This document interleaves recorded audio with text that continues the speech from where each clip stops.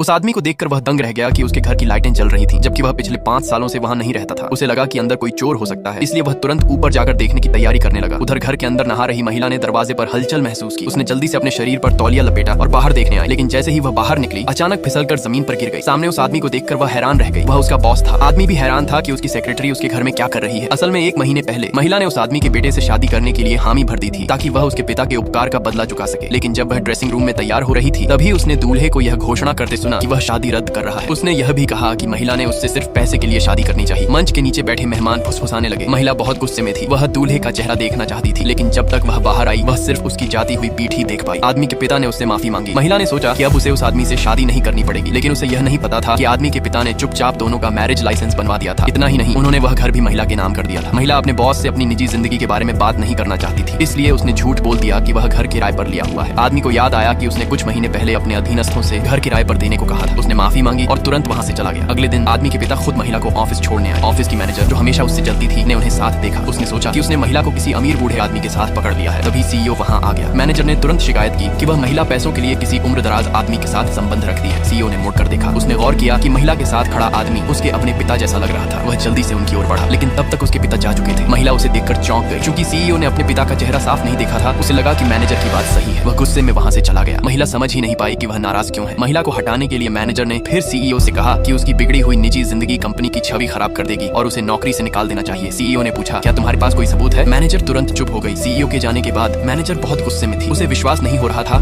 कि सीईओ उस महिला का बचाव कर रहा है। तभी उसने सीईओ के असिस्टेंट को फोन पर बात करते सुना। उसे पता चला कि सीईओ पहले से शादीशुदा है और उसकी पत्नी भी इसी कंपनी में काम करती है। मैनेजर को अचानक याद आया कि महिला के साथ खड़ा अमीर आदमी बिल्कुल सीईओ के पिता जैसा दिखता था। वह खुद को यह सोचने से रोक नहीं पाई कि कहीं वह महिला ही सीईओ की पत्नी तो नहीं।